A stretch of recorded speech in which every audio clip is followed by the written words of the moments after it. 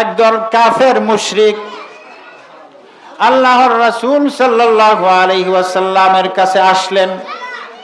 এসে বলতেছে, ইয়া রাসূলুল্লাহ, ইয়া হাবিবাল্লাহ, আপনার কথা শুনলে তো অনেক ভালো লাগে। যে সমস্ত কাজের কথা আদেশ করেন ওই কাজগুলি অনেক উত্তম, আমাদের মুসলমান হইতে মন চায়, কিন্তু আমরা যে অনেক বড় গুনাহগার। আল্লাহর রাসূল সাল্লাল্লাহু আলাইহি সাল্লাম বলেন, কি গুনাহ করেছো? কাফের মুশরিক তারা বলতেছে, অসংখ্য অগণিত জিনার মধ্যে লিপ্ত, অসংখ্য অগণিত হত্যা করেছি, লুটপাটের মধ্যে লিপ্ত, অর্থাৎ আসমানের নিচে জমিনের উপরে যত গুনাহ আছে সমস্ত গুনাহের মধ্যে লিপ্ত। আমাদের গুনাহ মাফ হবে নি? আমাদের তো মুসলমান হইতে মন চায়, কিন্তু আমরা তো অনেক বড় পাপিষ্ট, আমাদের গুনাহ মাফ হবে নি?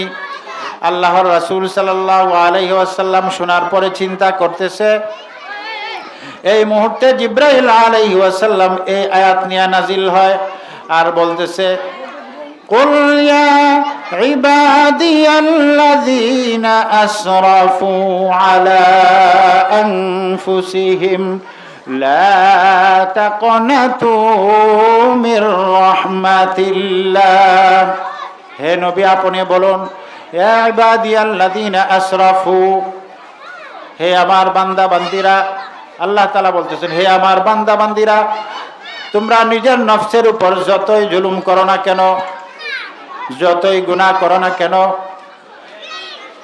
নিজের গুনাহের উপর লজ্জিত হয়ে অনুতপ্ত হয়ে তোমরা যদি আল্লাহ তাআলার কাছে তওবা করো, আল্লাহ তাআলার রহমত থেকে নৈরাশ না হয়ে আল্লাহ তাআলার কাছে তওবা করো, তাহলে ইন্নাল্লাহা ইয়াগফিরুয যুনুবা জামিআ, আল্লাহ পাক রব্বুল আলামিন তোমাদের জীবনের সমস্ত গুনাহ মাফ করে দিবেন। বলেন সুবহানাল্লাহ।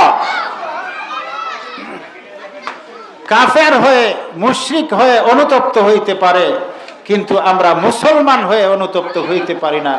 এর চাইতে লজ্জার আর কোনো কিছু থাকতে পারে? থাকতে পারে না। ভাইরা আমার, বন্ধুরা আমার, এটা তো আগেকার জমানার হিসাব।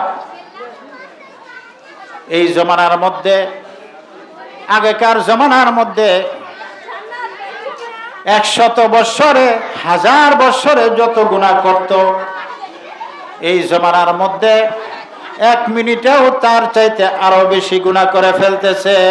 ঠিক না বেটে?